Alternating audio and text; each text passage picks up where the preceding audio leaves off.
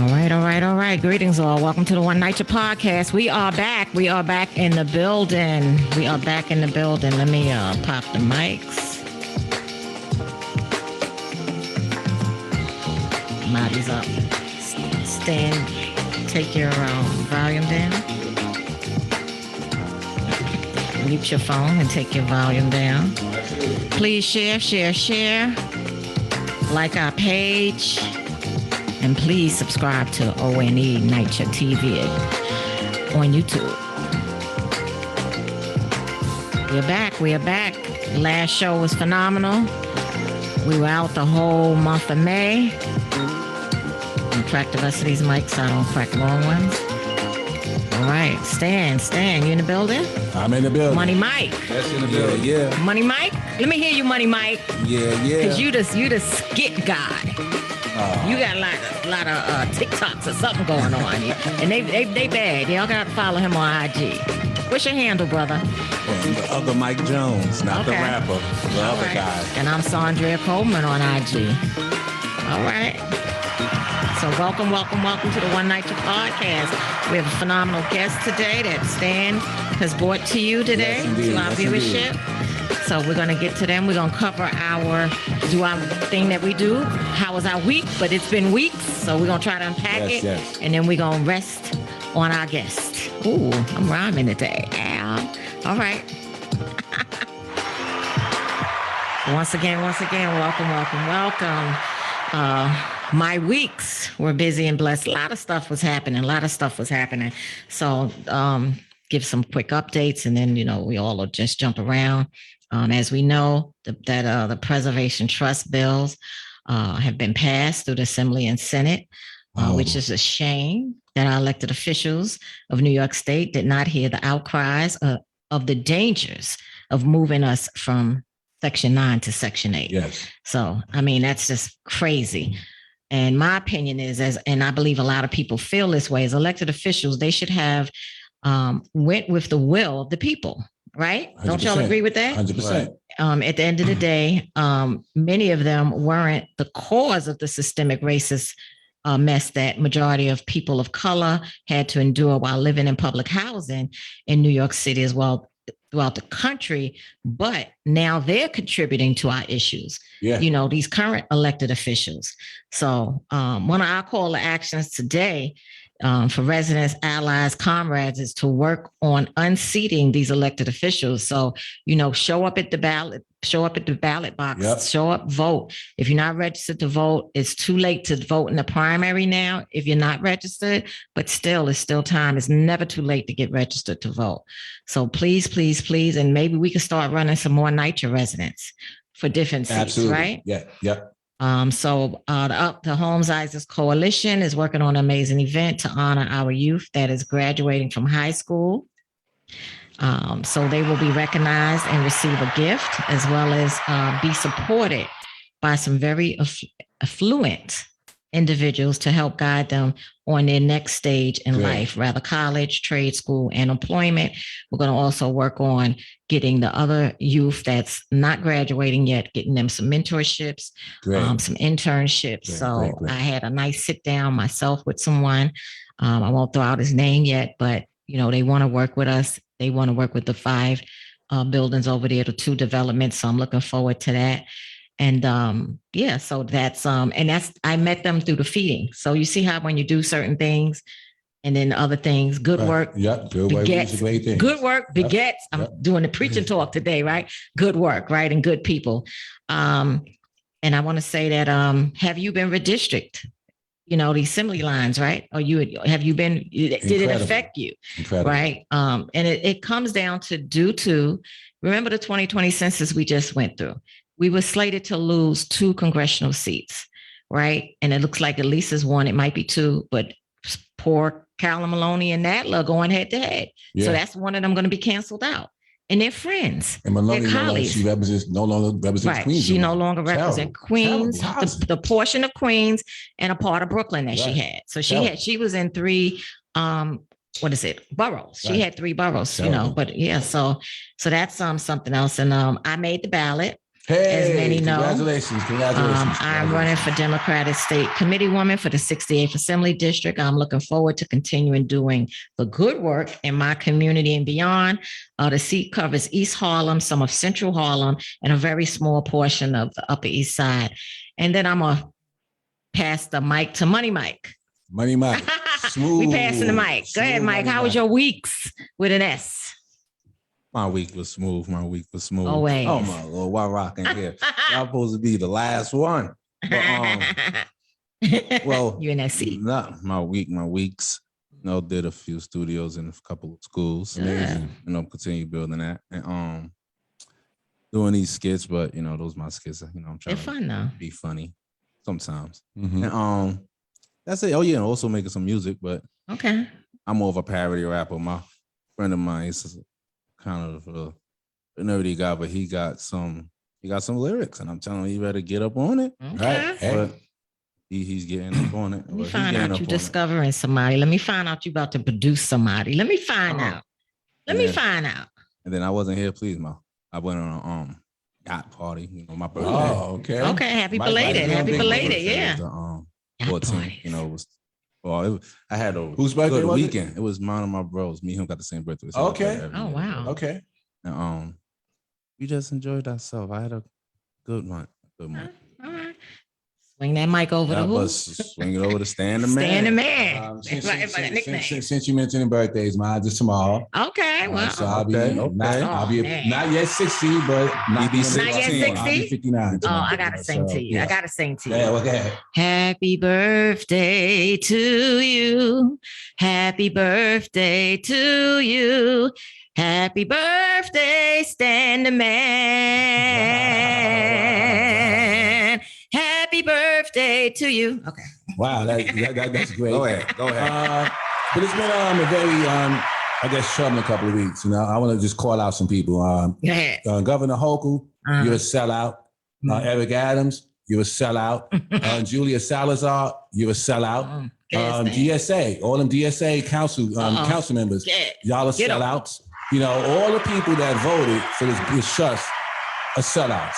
So what we got to do as folks who are fighting for NYCHA is find out who each and every single one of these people are. Yeah. And actually begin to replace them. Yeah. Because they did not listen to the voices of us and residents and leaders and advocates. Yep. I was actually, and you testified at the city council hearing on this stuff, and so did I. Yes. And I saw the NYCHA lawyers and the representatives trying to make a case, for NYCHA, and it was horrendous. Right. It was horrible. It was terrible. You could just look at these folks and know that they're lying. Yeah. So for the city council to come back after that and say that they support it, either you didn't watch the hearing, or you're tone deaf, or you don't understand what's going on, or you really don't care. Yeah.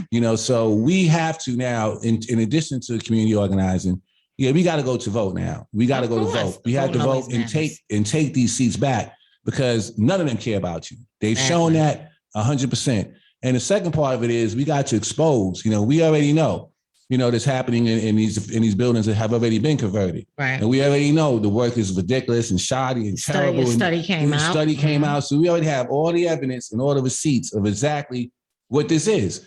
So we need to really expose it even more now, using this show and others, to really bring out the horrible repair issues that continue to happen in these rad converted developments, so we can expose that this is really not about fixing your apartment. It has nothing to do with that. I grew up in NYCHA, and it was good in the beginning. What development? I grew up in Lafayette Gardens, 1963, born there, so I know what NYCHA looked like in the beginning. It did not look like this, so we talked about privatization way back then, and it was talked about, and here we are these many years later. Now it has happened, so this has been a plan in place for a while that causes people to suffer and literally die in their apartments, so they can actually use this plan to make more money. And I want to say again to all those DSA folks, I don't understand how you could be a socialist and support a plan where billionaires make a bunch of money. Right. Then how are you a socialist? Right. Sound like capitalism. Right. So you're not a progressive, you're a fake progressive. There's a lot of this in our movement now. And now we're gonna have to call it out. Yeah. Because if you're not on this side, then you're on the wrong side. This is the right side of history. Anybody that voted for that does not care about Black and brown people Anybody that voted for that, you're a pawn for systemic racism. I don't care what you want to call it. Y'all got to go. Right. So NYCHA residents, we need to start registering to vote, and we need to really kick these people out because they've demonstrated clear as day they don't give a damn about you. Yeah. So that's my my statement. And as we have a guest on today, this is a perfect example. She lives in Woodside Houses, Miss Dolores Cuebas and her son. Mm-hmm. And we shown her pictures on the show a couple of months ago. And we've seen, I know Saundrea has seen a lot. I know Mike's seen a lot living in NYCHA. I've seen a lot as an organizer. And this is one of the ones that really struck me it's just extreme. Like, how can people live like this? And then beyond that, to be displaced and actually have to move out of NYCHA all the way to Trenton, New Jersey. So this somebody not moved out of her neighborhood. She got moved out of the state. And then she'll tell you a story. She'll tell you about the work. And now when you hear about her story, listen, when you think about the work that NYCHA is going to do in your apartments with this rad and blueprint, look at the work that was done here. She'll tell you her story. So welcome. Without further ado, let's crack the mic and bring her on. Yeah. Okay. Go on. Y'all there? You there? Dolores? Yes, I'm here. Great. So let me introduce again. This is Dolores Cuebas from Woodside Houses, who I've been working with, who's had horrible conditions. And Dolores, you can take it away and tell folks what you and your son have had to endure with for almost a year now, maybe more than a year. The show is yours. Can you hear me? Yeah, we hear you loud and clear. Okay. Yes, I'm Miss Cuebas, and I've been living in Woodside Houses for almost 18, 19 years. At first, everything was good and everything like that. But then before COVID hit, they stated that there was a leak coming from the above floor. And, at first I was kind of leery. They made holes in the walls. They said they were going to come repair it like in a week or two. Nobody ever showed up. We were with those holes there for almost 2 years. It started getting worse. All they did was put duct tape on the walls. The apartment got flooded with mice. And we caught like more than 100 mice. Like we couldn't stay there hardly no time. We had to go to family members' houses, inconvenience people when I had an apartment. It got so bad that almost like a year I had to commute to Trenton, New Jersey, where my family was at, back and forth because I had my son that was graduating from high school.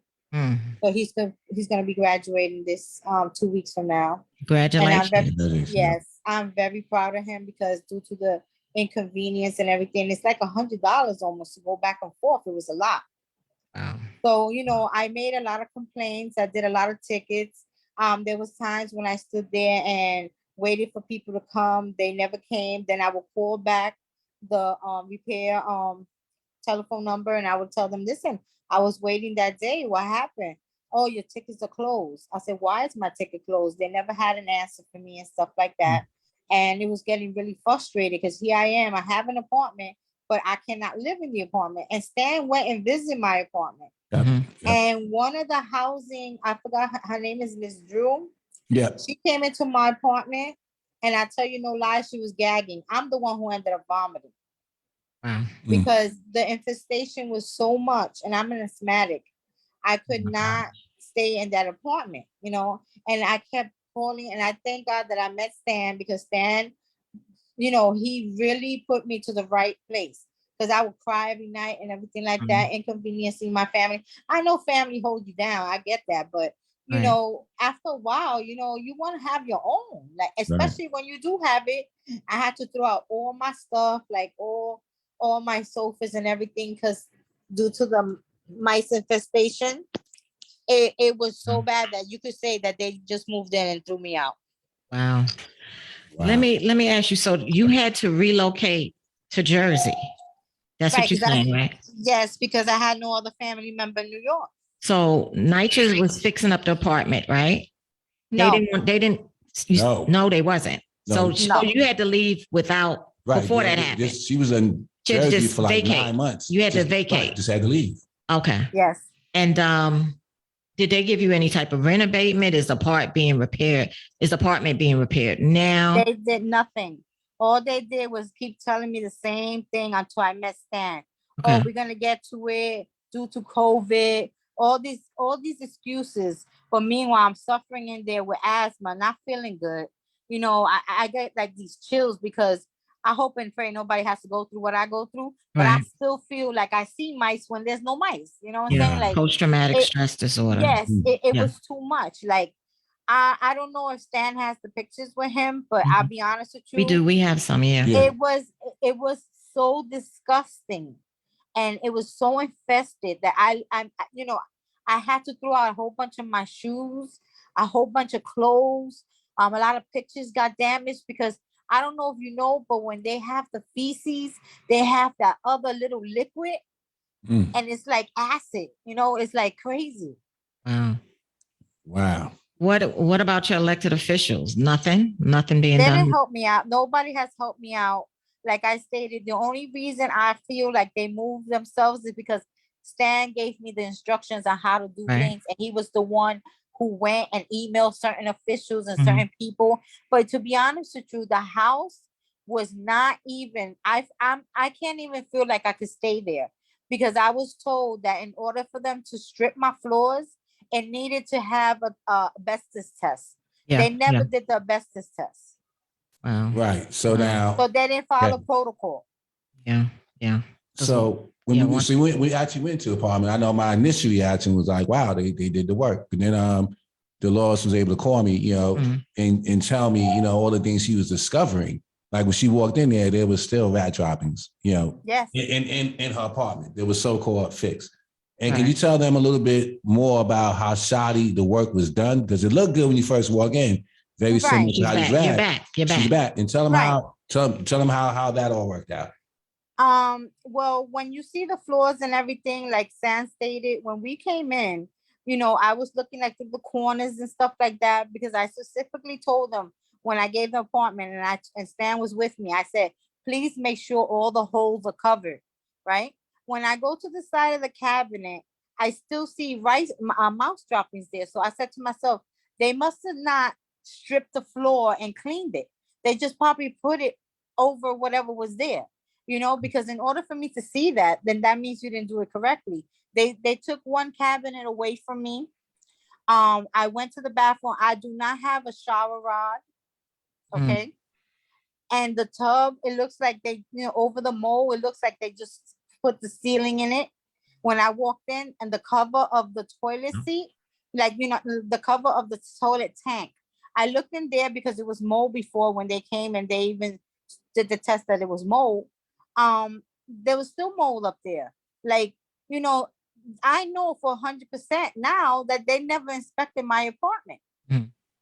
Right. Because how would you not catch all those things that are not done? Right. And the manager, somebody's supposed to come behind that work, definitely, to make sure it was done.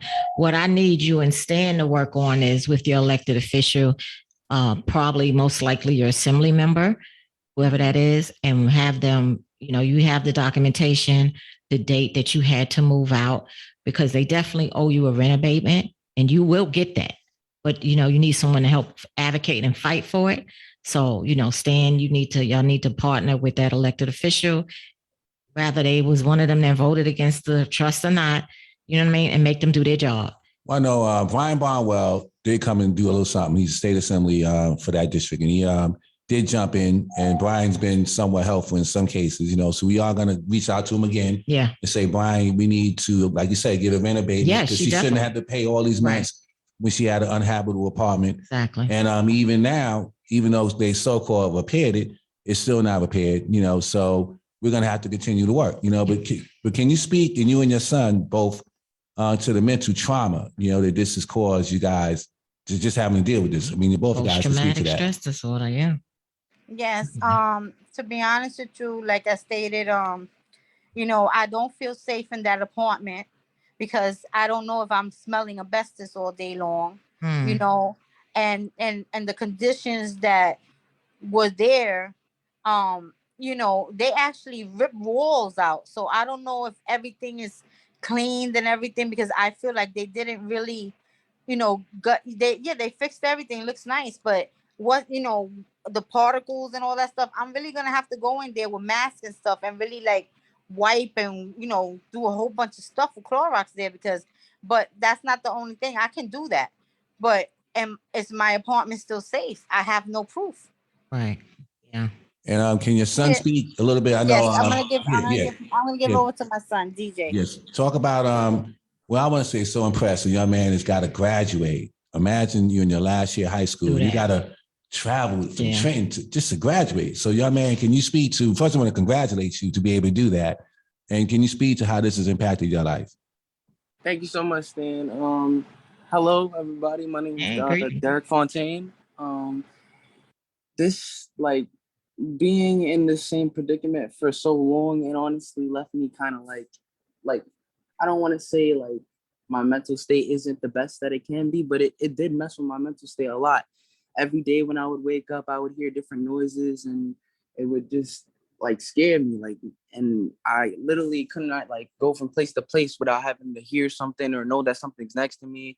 And I had to go to school, and I had to, deal with my friends, talking to me about how much they go over to their friend's crib and they have a great time. And I'm just over here in my own house, and it's just, I don't feel like I'm enjoying myself or feeling at the best of my ability. My schoolwork was literally declining every single time I went to school. It was making me feel like I was paranoid.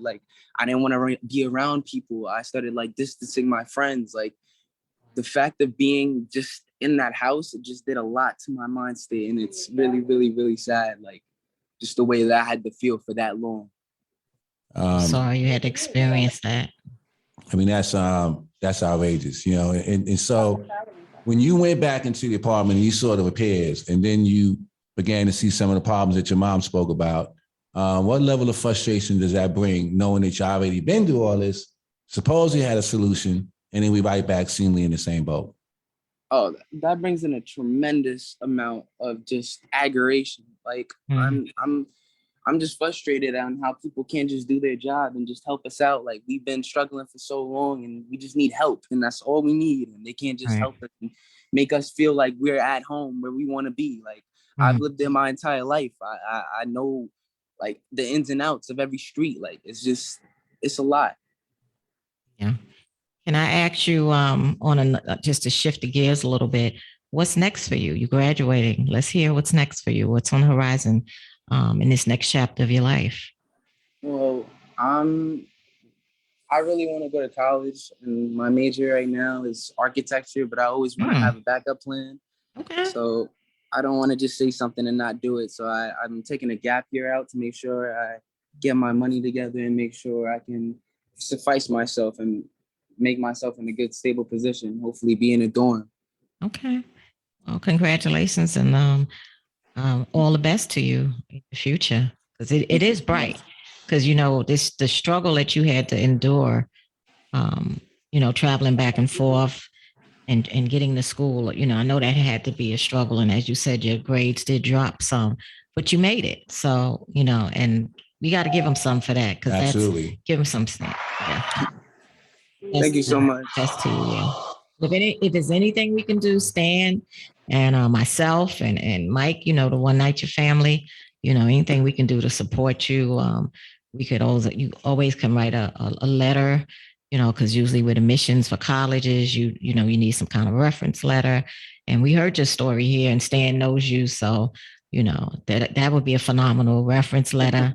We're here to support. So I'd appreciate that so much. Okay. And I'd just like to add, a lot of young people are involved in this NYCHA fight, because they may not really see how it impacts them, whereas your story, it shows how this is actually impacting you as a young person. So as you continue this fight, we're going to encourage you and your mom to, to become more leaders, as you already are, and share your story, because there's so many other young people that are suffering and don't have an outlet to really speak about how they're living and how they're feeling, about their apartment, not be able to bring a friend over. I mean, that's normal things normal kids do, right? You bring your friends over, you hang out. But if you can't do that because your development or your house is so terrible, you're missing out on a part of life. True. And I'm a visionary, so just check this out. You mentioned architect. Right. If they repeal the Fair Cloth Act, that because they can't not build any more public housing in the country. If they repeal that, can you imagine you being one of the architects to actually model some of the new NYCHA or public housing buildings? That would be amazing. So That would be a blessing. I'm a visionary.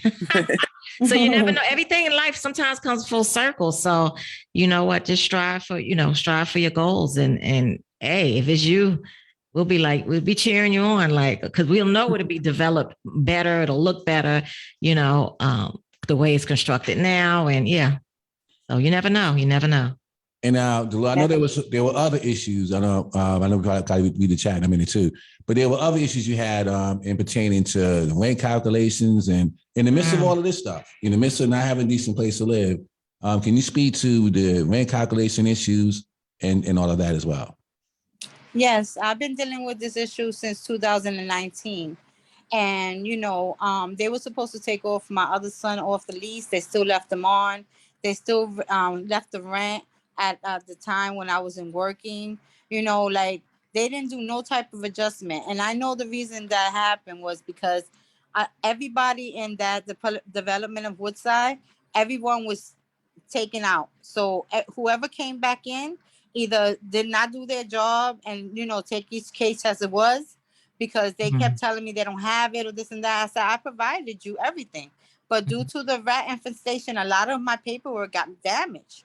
But my thing is, this, because when I went to the office and I spoke to the new manager, she said, oh, Ms. Cuebas, you've been going through this since 2019. So then this. They have it. They have the records. Okay, they know this. So, how you going to charge me rent for a place that I only could stay like 2 days out the week because I'm scared of things jumping on me and stuff like that. They can't, that has to be adjusted. There's no way they can do that. And not only that, I have the pictures. They know this. I mean, they actually came in and couldn't take the smell. You're just not being human right now. And you stated when your change in your employment status happened and you went to them and they did not adjust your rent, correct? Correct. And right now I'm on disability. Okay. Because, I have issues, that's all documented. So that's how you get them. Yeah. Right. And, and I have papers to show them that. I don't have to lie about anything. Right. I could show them that. But, they act like they don't know nothing, or she's not here, or I can't help you right now. It's like, are you serious? They have to have somebody over them to let them know what's going on, because, it's like a domino effect. And that's not cool, because at the end of the day, you want my rent, but I can't live there.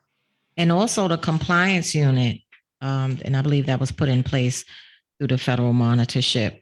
You also need to contact them. You and Stan. Got y'all like partner with this, but yeah. They listen when Stan talks. They listen.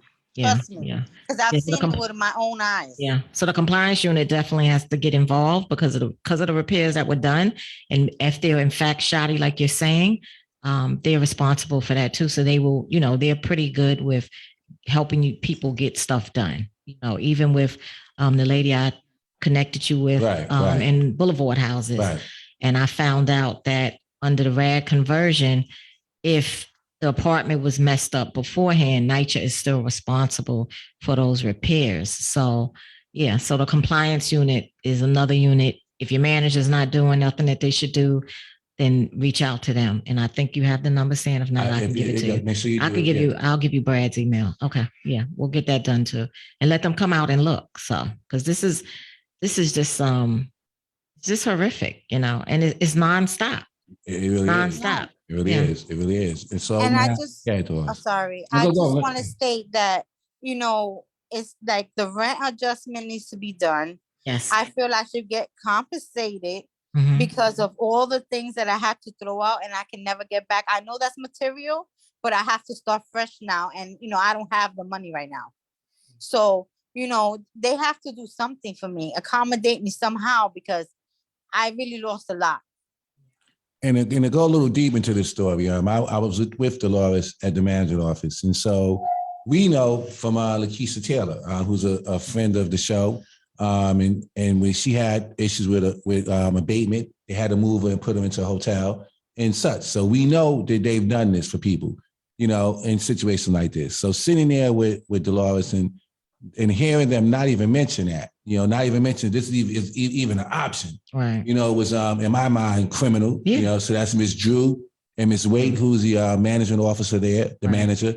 Didn't mention any of that. Yeah, if apartment is inhabitable, right, then they are responsible to put the person up and then repair it to bring them back in. Absolutely. So being that they didn't do that, and all of those expenses that you incurred, I hope you have some receipts. And if family members were charging you to stay there, they can probably do something and maybe write it up on get something notarized, what they were charging you a month. Like all of that has to come into play, you know. And I say get a lawyer. And yeah, I'm trying to find we one. need Donnelly. And it's hard because a lot of them are not. All the places I call for lawyers, they say that they all have cases for NYCHA and they don't have no more lawyers for me. Well, they're telling me to go straight to the court office to see if I get lucky and one is there. Yeah, but you need also a personal injury lawyer. That's what I'm really looking at. A personal injury lawyer. You know, for the post-traumatic stress disorder, we don't know what kind of illnesses you all incurred. And yeah, so that's what you need. You need that. You need to get some documentation from a doctor. You know, whatever you didn't have, or if whatever you had, has it exacerbated? You know, has your asthma gotten worse? You know, anything like that. So yeah.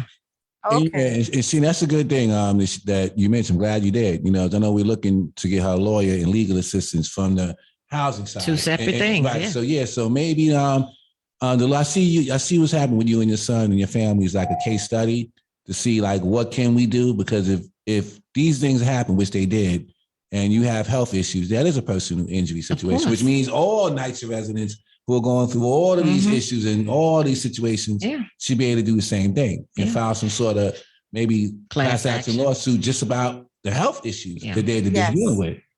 Because this is, I mean, she's one example of many, many, many more. NYCHA has been sued before. NYCHA has been sued before. So. All right. Well, that's I might not have receipts and everything, but I have pictures.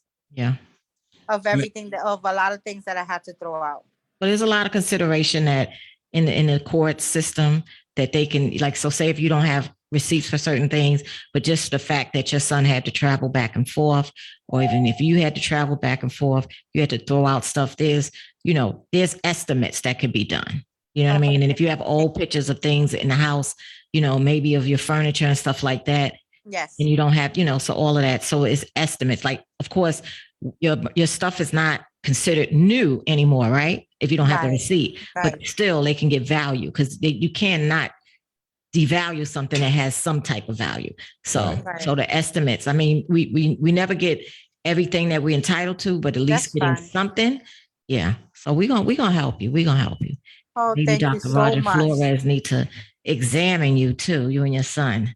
Right, So, right. Because I mean, there's got to be what you've been breathing in. Right. Lord knows, us that live, because I live in Isaac Houses. I honestly don't know what we are. You live in Ravenswood. I don't know what we have ingested and breathed in.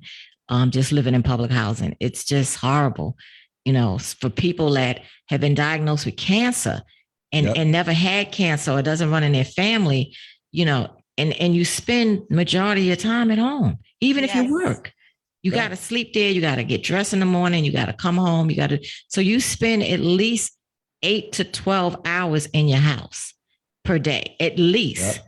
So anything that we picking up, residents, and I hope we're not, coming from our home. Yeah. Most likely. Yeah. Yeah. I mean, it's, and when we say the term killing people, case study, right? It's not like rhetoric. I mean, people literally are dying. We're working on healthy homes over there where we at. So we're going to talk about that, because we're doing something called healthy homes, and we're going to work on and get some type of pilot study over there. Mm-hmm. Yeah. So our next step is going to be going to court. I'm going to meet with Dolores on Tuesday, and we're going to file an HP action. And I suggest that anybody living in NYCHA that has these conditions, that you do have the right, number one, not to pay your rent. So first of all, that is your right to withhold your rent if you are living in an inhabitable And apartment. finish and it keep- up. And have your rent in escrow.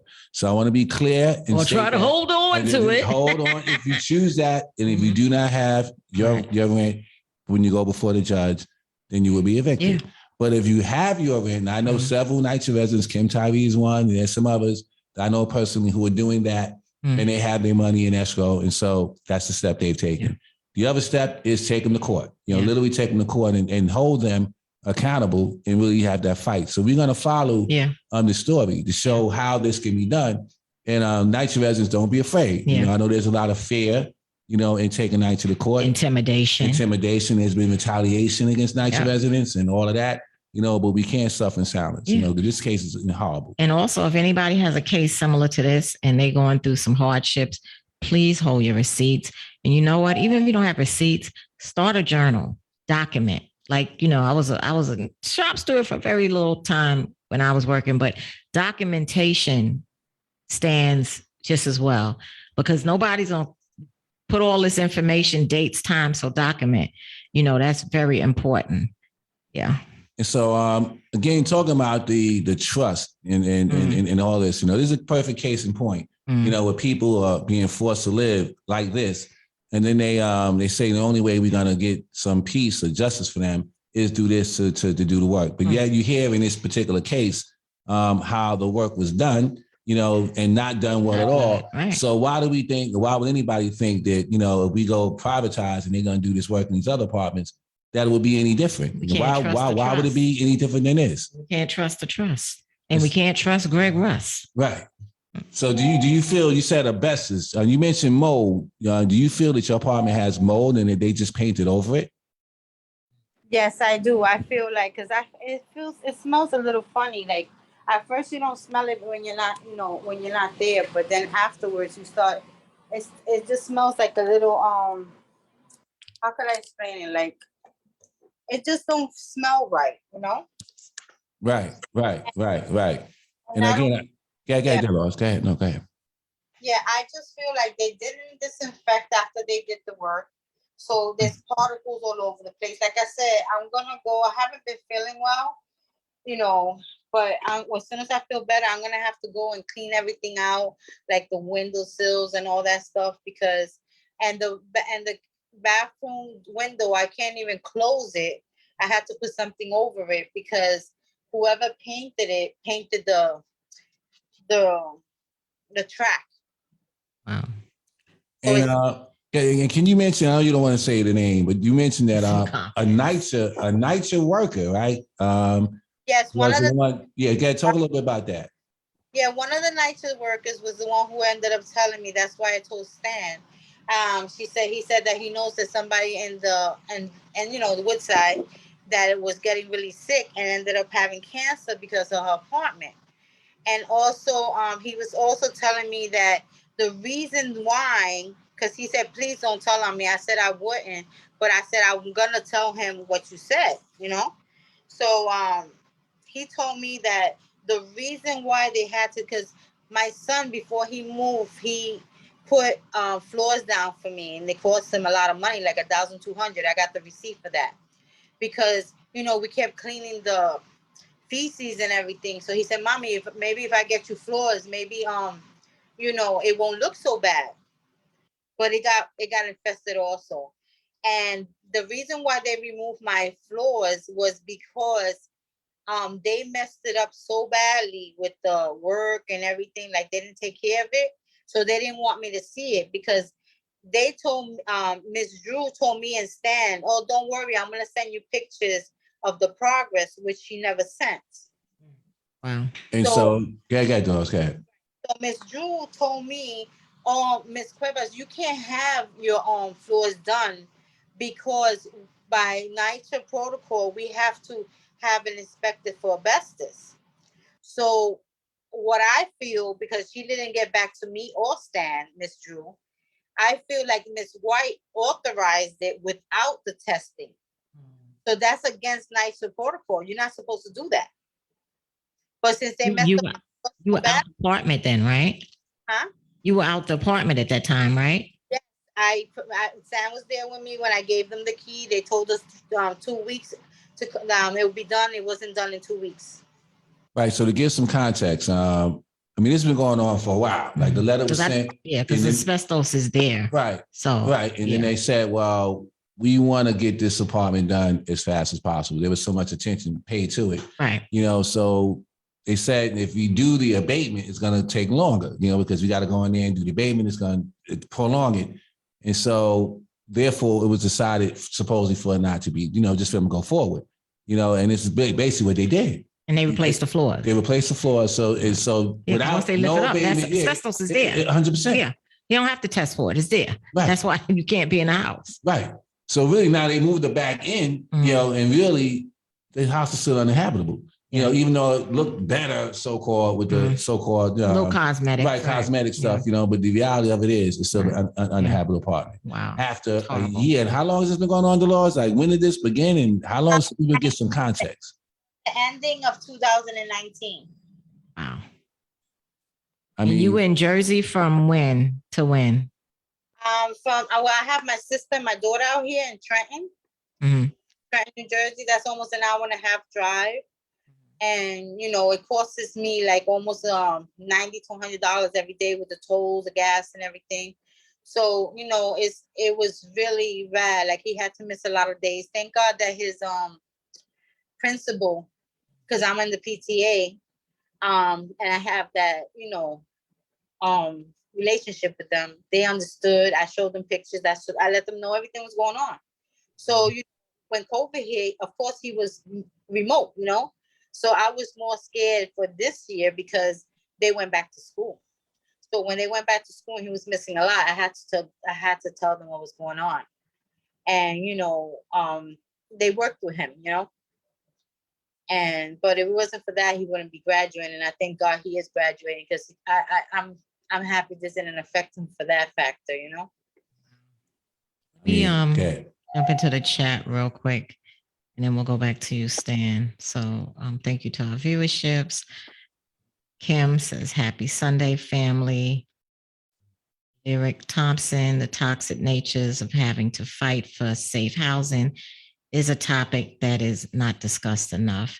Emily Johnson, hey, Emily. They all working in these offices, yet they reading like, I'm trying to read like they write, yet they not working and getting a check. Okay, got that.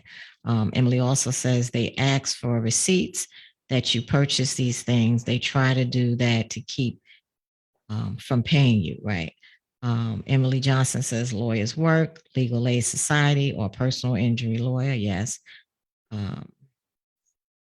Rick put a Tricor. She put a link in, so somebody y'all can check that out. NYCHA needs to be sued until they take their job seriously. Exactly. Print the pictures out for your case. Emily said that. Yes, she agreed. Roger Flores. Yeah, we got Roger Flores on the show because of you, Emily. So thank you again. And she says documentation is key. Emily also says I had a cleanup twice before they did my abatement and clean up afterwards. Okay, so she went through something. And I think, correct me if I'm wrong, I think is your development, is Carver going under RAD? You put that in the chat. Are y'all about to be converted or is that happening to you all? But anyway, yeah. All right, Stan. Just wanted to just acknowledge some of the chats, you know, people are listening. So, yeah. So I just want to reiterate, you know, as we highlight these incidents, you know, do not think for a minute that it will get any better under RAD, PAT, Blueprint, or any of that. This is pretty much the way NYCHA operates. It's criminal, you know. In this case, we're talking about with Dolores, you know, if this was happening in public, in a private development, HPD would be actually coming in and enforcing that these repairs be done, you know, because NYCHA residents are considered almost like, you know, like third world citizens. You know, we're not considered like we live in a third world country. Exactly, third world country. The rights don't extend, you know, and that's one of the major issues is that HPD should be coming in. There should be liens being able to put against NYCHA, you know, as a landlord of such, you know, and having folks live like this. This is really unconscionable. But there's a saying, how could you police the police? How can the city and state with this authority, right? So it's like everybody's working together. Right. And that's the problem, Right. you know, and nobody wants to come after the wrongdoers. Right. You know what I mean? It's the people. So, and if it takes us doing petitions, if it takes us documenting, if it takes us filing the HP actions like we did December 13th of 2019 Right. at Holmes and Isaacs houses, a group of us filed the HP action and we're still in court. But we got to do what we got to do because we have to fight, you know, and I also recommend that any repairs any NYCHA resident does, save your receipts. They will always tell you don't do it. They're not going to pay. You go to court, you're going to get that money back. Yeah, absolutely. You know, I think why we got to do it. A lot of NYCHA residents haven't. Some have been successful. I do want to mention Queens Legal Services had a lawsuit which they won, in which they was able to get a settlement against NYCHA, you know, for overpayment of people's rent. So there is a precedence of taking NYCHA to court and getting that done. And now the individuals need to do that as well, you know, because there is a lack of legal assistance out here, but individuals can take NYCHA to court without a lawyer and just do it. Just you know? go in and file. Right. And then you stand before you file, you fill out all your issues and you hand it into the clerk. It's simple. It's not really, it's a no-brainer, really. Like, you know what's wrong with your apartment. Go fill out the paperwork and then they'll give you a court date. And then you go before the judge and you tell the judge what's going on. The housing assistant will be there. And guess what? The work will begin to get done. There's a lady in Holmes that did hers. She actually filed her HP action and all her work is done now. She took them to court. So it's not uncommon because we got to remember when they take us to court as residents for evictions, right? When they try to take us and get us out of our apartments, they're going to ask you if there are any repairs. So it's the same thing, but instead of them taking you for your money, you taking them for repairs. Right. And that's how you got to beat them. So everybody should be taking them to court. Everybody. If you have issues, everybody, whatever little repairs or big repairs are not done. I just helped a resident on my floor get their apartment done. I didn't see the kitchen, but they're in a big apartment, 2 bathrooms. And the conditions these seniors was living in was literally unimaginable. And they did all of these repairs in their house. And what I feel bad is I noticed they was exposed to asbestos. Yeah. You know, and I must say thank you, Danny Barber, because I reached out, you know, he's one of my go-to people. And once I reach out to him, things start like I reached out on a Monday. They was at their house on a Tuesday. They worked from Tuesday to Saturday. They were off on Sunday. They were back that next week. They was in that apartment for over 3 weeks, 4 weeks. And they're still doing some work, but most of it's done. But my fear is what kind of harm that family experienced because their apartment was like that for 2 years. Right. I mean, it looks like NYCHA started to do something and left it.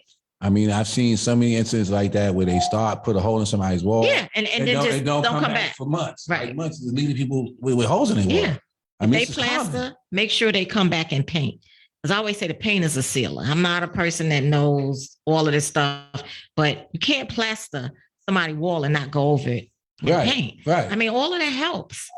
Right? I got a call from another resident in Ravenswood who was trying to get some plumbing work done. And they sent a plaster. You know, so she's like, you know, what's the plaster here? I got a plumbing issue. And so it's backwards. Fix a plumbing issue and then send the plaster and do all that after. NYCHA's special. And they sent the wrong people, the wrong time, unannounced, didn't even have an appointment, it just showed up.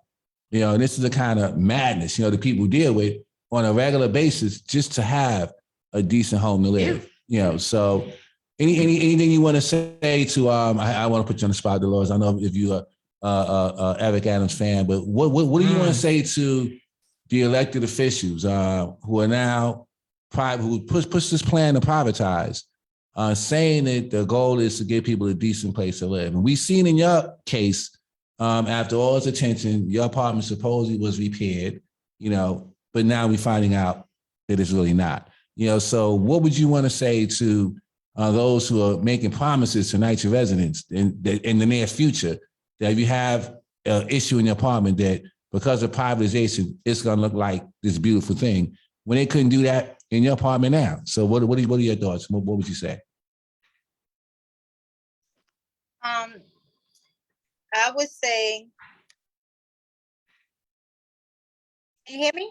Yeah, we hear you. Yep. Yeah.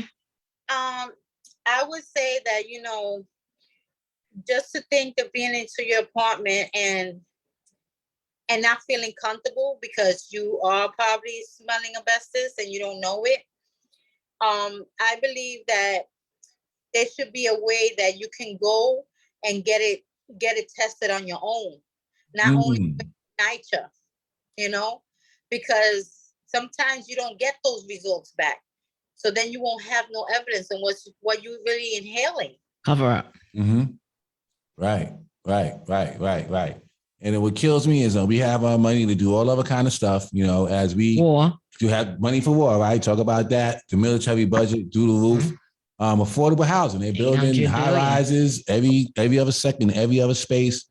And then you want to turn around and give developers the opportunity now to take over the last affordable housing that there is in New York, which really is nicer, and so you're giving them the right to take over that, so then where do we go and how do we live? And how are we supposed to stay here? I mean, she's been displaced to Jersey. So you think this is not going to happen en masse all across the city at some point in time as this goes forward? We gotta fight, folks. This is a fight. It's a fight. And it's crazy because I'm seeing residents temporary move from Holmes Towers into Isaac Houses while they fix their apartments. Right. One lady's been in my building for like 9 months and it wasn't supposed to be that long. And she's freaking out, so 9 months. Just about, maybe I might have messed it up a little bit, but yeah, it's a long time, about 9 months. So I'm put on the record, I do not feel safe in my apartment at all.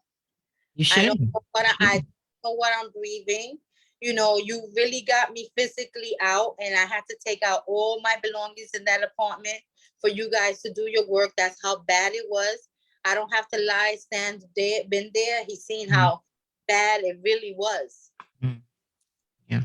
Unfortunate. I do have on email. I sent them. I don't know if we're able to show it. Mike, I sent it to you. I don't know if we can show them, but people can see it.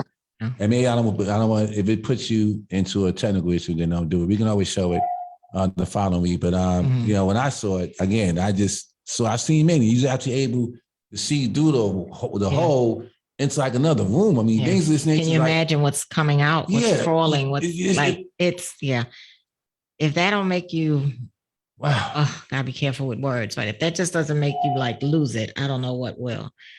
Because it's scary. It's scary, the unknown. Like, I don't know what came through those holes, to be honest. And it was bad that you could see the holes were so big in the bottom that you could see from the kitchen to the bathroom. Wow. Yeah, no, it was. I mean, it was like a bomb went off in there or something, like a missile at the apartment. And I really couldn't believe it. And then even the configuration of it, the small kitchens, it was just a shock to me. It was really a shock.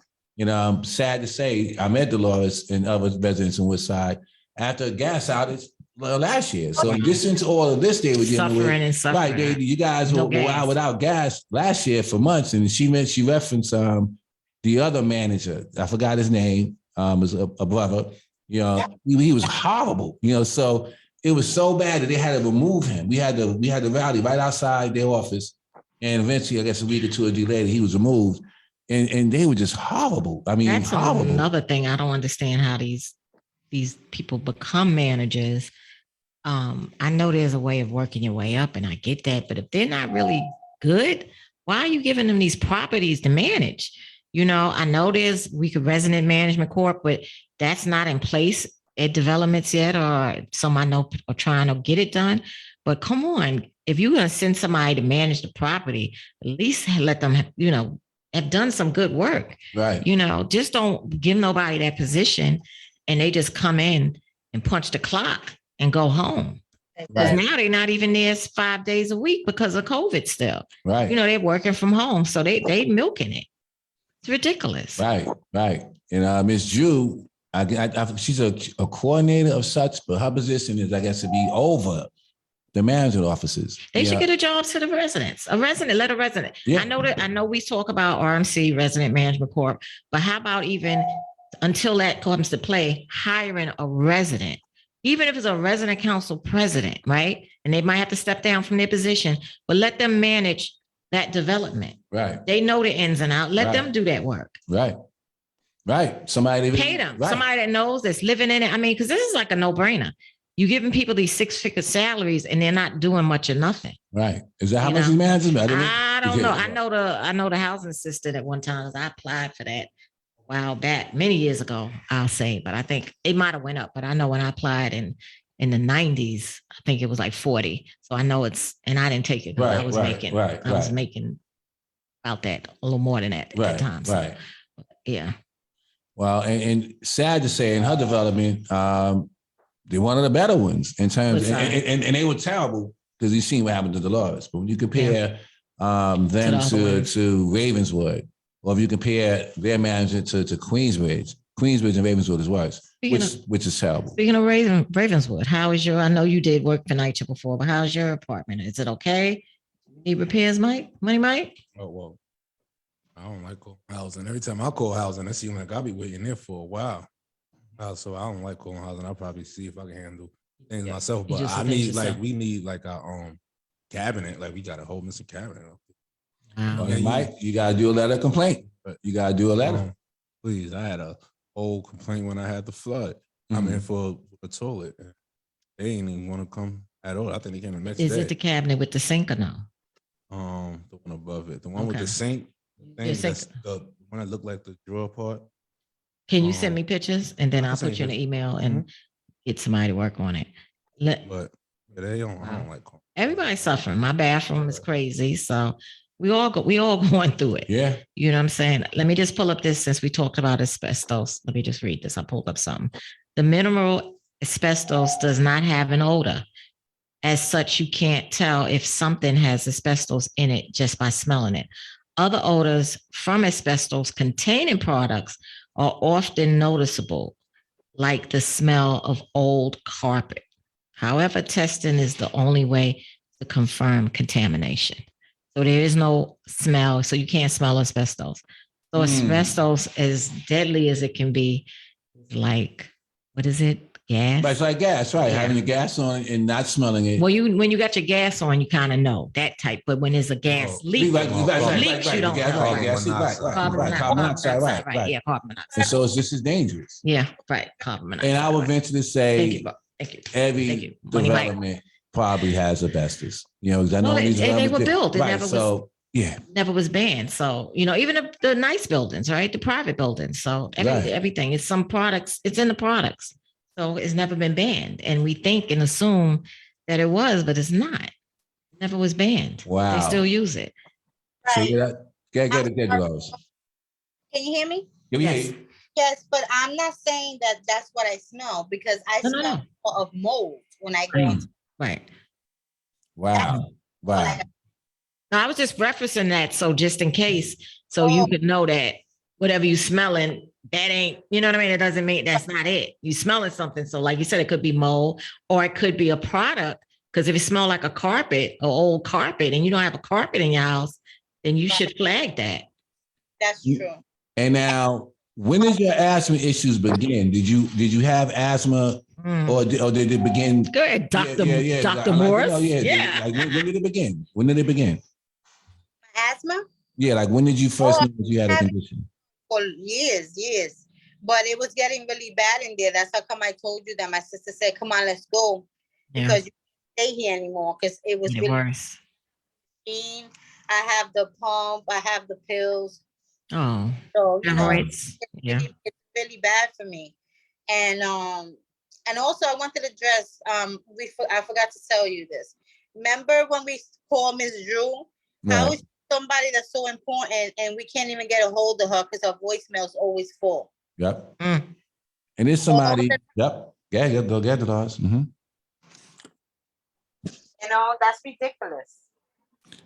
And she's supposed to be a supervisor over other developments, and her main job is to respond, to issues such as this. And she was Johnny on the spot for that 1 second, only because the email that we sent out, they had the letter of complaint. It was sent to Greg West, and others within nights. And then, and then they hopped around, really, that's not sustainable. It shouldn't be for one resident that gets a letter and so Right. forth and so on. This is what should be done for any resident. You know, whether you have a connection to a Greg Russell or elected official, what have you, this is just what residents need to have. It's a decent place to live. Right. You know, and it's pervasive and it's criminal that this is happening. And when I say criminal, folks should be going to jail. I mean, there's people who really should be going to jail at this point. What about your resident council? Are they helping you? I mean, I'm curious, because that's another line that they're supposed to be helping out, I guess. Are they helping you? Your repairs, or do they know your situation, your resident council president? No. Yeah. Enough said with that. Yeah. Okay. That's Well, another thing. I mean, you know, that's part of, you know, responsibility is Right. making sure the residents, apartments, you know, they have some teeth. You know what I mean? Well, I'm gonna, in all fairness, I know the resident council president, I'm not gonna say her name. So I'm gonna include her into this thing, which I didn't do before. I didn't make a part of the email chain, but I am gonna do it now because in essence, that is her job, you know, and they do have teeth, you know. So if they come down, technically, supposedly, the manager's office is supposed to be responding to them or more responsive. You know, where they say to someone like myself, well, you don't live in NYCHA or this or that, or you're an advocate, you know, we don't listen to any advocates, but the resident council presidents, they got to listen, you know, and it's unfortunate. A lot of them don't get involved on this level. Not gonna say all, some do, some don't, you know, but in many of the developments that I've had the pleasure working in, a lot of them don't. And they're sort of on the sidelines and they get mad when residents like Dolores has to reach out to whoever it might be, you know, but end of the day, it's really about just getting the work done for residents, or getting repairs done. So yeah, we will include your resident council president in these ongoing situations, and let's see what they do. About how many was we about to shut down? About how many buildings is it in Woodside? Is it a big development? Pretty big development, yeah. Big development. Like how many floors roughly? Your building goes up to what? How many floors, Dolores? 6 floors. Right. Okay, 6. And but it covers like 2 blocks. It's a pretty expansive. And do you know if all apartments are full? Because see, if they had a vacant apartment, they could have moved you into that apartment temporarily. They told us no, they were transferring, they wanted to send me over to Brooklyn. Right. And so that was a whole apartment and or a hotel. Because when we've been doing a lot of door knocking, we didn't discover there's a lot of vacant apartments in Isaac houses, especially one building. But the council president, it's a lot of vacant apartments. And it's like, wow. And we know, I mean, I've heard this before, that they're keeping, to my, I know for a fact, and I won't spread any conspiracy theories, but they're keeping apartments vacant, you know, and they're moving Section 8 people in it. You know, so in many cases, even developments that haven't gone quote unquote rad, but you filling up with Section 8 people, you know, then you're kind of doing it through the back door, so to speak, you know, and that's what they told the law. So there were no apartments at all available. So they're able to get 70% of the rent, right? Because they still pay the 30%. Right. And then the subsidy, the right. So they're making money. They're making money, and this is what I believe is happening. You know, it's a scam, right? Because everybody on the waiting list is not getting in those apartments, right. Unless they have a voucher. And then I know a personal friend of mine who moved into That's crazy. Linden Houses, and actually came out the shelter with a Section 8 voucher and moved right in. And there was others like that. See and this is before they got privatized.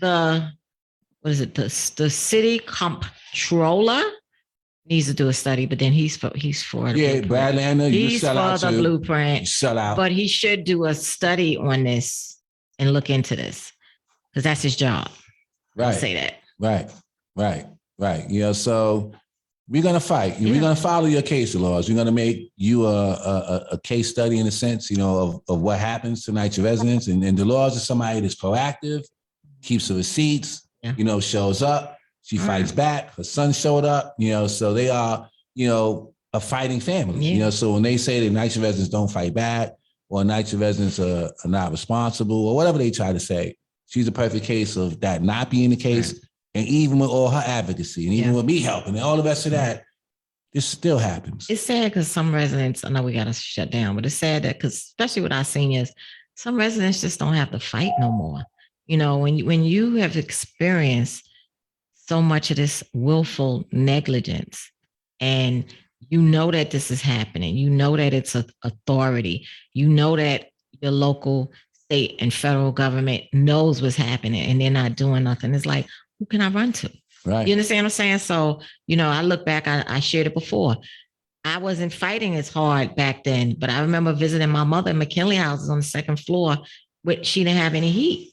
And she's in thermal socks and her velour robe and all this, the blanket, and sitting in her living room because she wanted to watch TV in her living room, and her house was cold. You know what I'm saying? She's deceased now, but I wish I was fighting like I am now back then for my mom. But if I know my mom went through that, other people, mothers and grandmothers, my mom, are sitting through this. Yeah. And it's really sad. It's really sad. True. Because they're not taking care of the people. Nope. That's why, Dolores, you and your son, you guys are heroes, to do this fight and to fight for this long period of time. Yeah. Over a year and some change, 2 years and some change. Yeah. To still be fighting. So, I want to commend you guys. Yeah, your blessing is coming. Still here, but your blessings are coming. Much. And I want to thank you all, and especially Stan, because he's the one that's really been my rock, because anything I know, I tell him, and anything I find out, I give it to him so that way he could give it to anybody else that might need it. So, I'm that type of person. Like if I find out any little things that he didn't have a number of, I give it to him so he can have it for his reference to someone else. Yeah, each one teach one. That's right. One suffer, we all suffer. Yeah. Well, thank you so much. We appreciate you and your son. And once again, the best wishes to him and blessings to you all. And I pray that, y'all get through this, and, there's nothing really serious, but, we could tell there is some, I'm not a doctor, but there is some post-traumatic stress. It happens. Yeah. You know what I'm saying? So, but thank you. And we definitely want to do another follow-up down the road. Sure, no problem. Maybe like another 4 to 6 months. Let's bring you back on to see, some real updates, what happened, what you and Stan was able to cover. But I'm gonna go live on Tuesday. We go to court. Do some live. I'm gonna do it live. I'm gonna go live and let folks know how the court went. I kind of want to follow this story so people can see step by step, what they're going to have to do if they want to fight back. So I'll go live with Dolores. Any closing remarks? No problem. Thank you so much. God bless you. Thank y'all both for coming on and sharing the story. It was a pleasure and very informative. I appreciate it. Thank you. Thank you. For sharing. Mike, anything? Well, like I always say, everybody just follow, like, and subscribe to our YouTube page, One NYCHA, ONE NYCHA, and TV, actually. TV, don't forget the TV. One NYCHA TV. Standing Man is next. Well, I just say, I'm glad that this platform exists to bring stories out like this. There's gonna be some exciting news for One NYCHA. We're gonna become a little more active in the community. There's some thoughts of that. More news will come, as we do that. And I'm excited for what we're able to do in the platform we're building for NYCHA residents. Okay, and thank you. We're back. It's been since April. We're off the whole month of May, but we're back in the groove of everything. And I'm still, running this campaign. So I got to get moving, and looking forward to prayerfully getting that seat. Absolutely. But, I'm going to do the work regardless. I'm going to continue to do the work. So, but I'm hoping and praying that, I can win. And I'm also running for resident council president. I've actually built a board.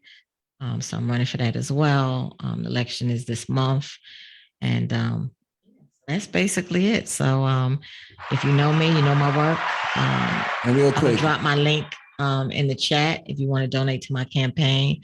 And I also put an email in if you want to help volunteer. You could DM me because this is crunch time now. So, and got to finish the race strong. You wanted to say something before I do the last thing? Let folks know what you're running for a little bit and what does that position do. I'm running for a state committee woman for the 68th Assembly District, which covers East Harlem, a portion of Central Harlem, and a small piece of the Upper East Side. One of the biggest things that I like about being a state committee woman is the political engagement. That's so near and dear to my heart. To get people to really get politically engaged. When we see these judges, when we see these elected officials doing this and that, selling us out or whatever, we need to get political. We need to get the people registered to vote. We need to get them politically engaged. I always do like a little test. Do you know who your district leader is? Do you know there's male and female? Do you know who your state committee male and female is? This is in the Democratic Party. So just to be clear, do you know who your city council member is? Do you know who your assembly member is? Do you know who your congresswoman is? Do you know who your senator is? Do you know who your state senator is? Yeah, people know their governor, maybe their president, but as it goes down the line, they really don't know. And you have so many elected officials that you can tap into their constituent services and they can help you. So basically that's one of the biggest things that I'm loving about it, that I already do, that I could do so much more, but we also work with the budget. There's a lot of things we do with the party. So you could either be one that just get the seat and do nothing, or you could be someone that's going to do the work, and I'm going to do the work. Absolutely. But thank you. One night, you one people. We lifting off. One night, you one people. Thank you for tuning in. See y'all next week. We're most likely going to be off for Father's Day, but we'll see y'all.